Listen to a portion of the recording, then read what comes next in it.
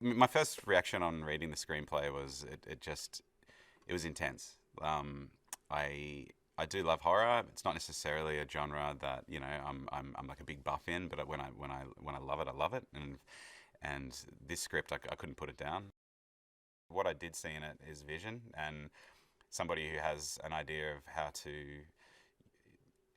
really shake the audience, but also it looks like somebody had yeah, just it looked like it was made by someone with a vision and ambition and had a good sense of like timing and knew how to utilize VFX. And yeah, it just felt like there was a filmmaker in there that needed to grow and like kind of come out and be able to get another opportunity, and I'm glad he did. So we're with Rose for basically every scene, and she goes from one traumatic event to the other to the next, and it just keeps elevating. So it was kind of a combination of like being very wide and utilizing the environment, wide lenses, maybe a little bit more depth of field, having her small in frame, and then juxtaposing that with being right in there. Usually on a wide lens still, to be sort of for it, it's just intense. So you still see quite a lot of depth around her, and you sort of don't know what's going to be, again, sort of what's the next step? She's going to turn it around and then have some other horrific thing to sort of, be in her face. So I guess that sort of suspense and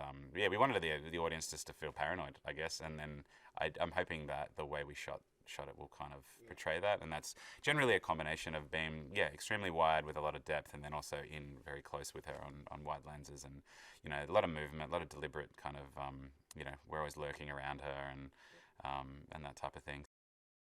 It's about timing, it's about edit points and getting the right, vulnerable sort of shots at the right moments and hiding what you don't want to see with shadow. I think that's a big one for me. It's so much of that is about. I kind of like the slow burn sort of stuff. Not that Rose is like it's going to move. It definitely is going to move. But I think the way the scares and things are set up, it's more about just moving slowly through that, and then maybe something will happen quickly. But it's not. It's not this like sort of constructed jump scare. Yeah, I don't know. Maybe some of that. I think there. Come to think of it, there's a couple in the film, but it wasn't necessarily like this. Really sort of constructed thing. Yeah, it's more like everything's sort of slow, and then bang, you've got something that's really freaky. She's brilliant. Like I love Sosie. It was great working with her.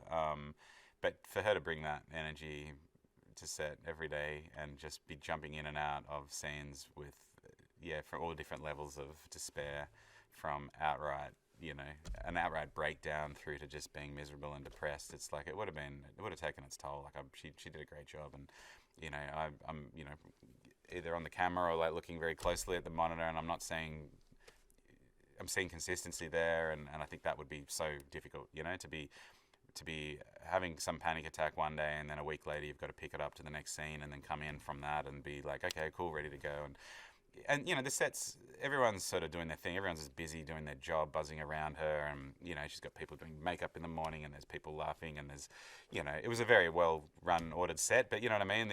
Everyone's got their own stuff to do, and just for her to be in that space of like, all right, well, I really admire what they do.